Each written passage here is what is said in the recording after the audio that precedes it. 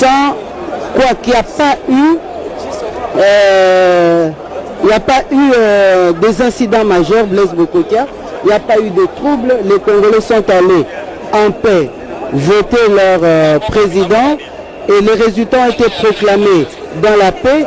Aujourd'hui, dans la même quiétude, nous sommes en train d'assister à cet événement de passation de pouvoir d'un président sortant, Joseph Kabila Kabange, nous le répétons, 47 ans, qui passe le flambeau à Félix Antoine Tshisekedi Tshilombo.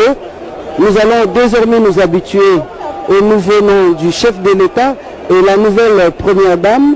On va aujourd'hui voir pour la dernière fois Marie-Olive Lembe Kabila dans son titre de première dame. Hier déjà, elle recevait quelques femmes vendeuses de beignets. Elle avait un programme avec elle de la capitale qu'elle voulait soutenir parce qu'elle comprend bien combien les femmes, par leur commerce dans l'informel, participent à la survie des familles. Elle a donné un petit fonds. Elle les a appelés à prier pour le nouveau couple présidentiel parce qu'elle comprend les défis qu'il y a au sommet de l'État, les défis qu'il y a pour une femme d'être aux côtés d'un chef de l'État, Blaise Bokokia. Angèle Kanam, vous avez parfaitement raison. Autant le chef de l'État, Joseph Kabila, a dit qu'il était disponible à être consulté par le nouveau président de la République et pour échanger sur un certain nombre de questions si le nouveau président le désire. Autant Madame Olive Lembe Kabila sera disponible pour recevoir celle qui sera bientôt première dame de la République démocratique du Congo pour essayer d'échanger justement sur un certain nombre de comportements qu'une première dame peut manifester en public et en privé, car ce n'est pas facile de jouer le rôle de première dame, comme autant ce n'est pas facile de jouer le rôle du président de la République, parce que dans tous les deux cas, être président de la République ou être première dame, on ne s'appartient plus. On n'appartient plus à sa famille politique, on n'appartient plus à sa famille biologique, on appartient maintenant à toute la nation congolaise. Considérer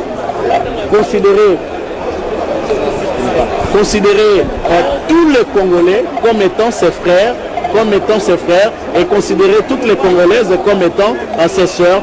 Donc, il faut jouer le rôle de l'unificateur, avoir autour de soi tout le monde pour regarder dans la même direction, comme je l'ai dit au début, avant votre intervention, regarder dans la même direction, mettre de côté ce qui divise les Congolais et privilégier ce qui rassemble les Congolais, parce que l'union fait la force, dit la devise belge.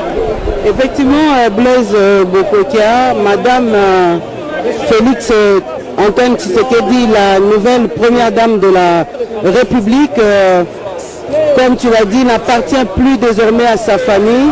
Nous sommes en train de parler d'une passation de pouvoir civilisée. Ça signifie que ce ne sont pas des protagonistes qui vont se changer de pouvoir, qui vont se passer la main. Il s'agit de deux fils du pays, Joseph Kabila et Etienne Tshisekedi. D'ailleurs, plutôt, nous devons faire très attention. Félix Antoine. Au niveau de l'aura et au niveau de la notoriété, c'est plutôt le papa qui a une certaine notoriété par rapport à son fils, de par le combat qu'il a mené. Et c'est un exercice un peu difficile.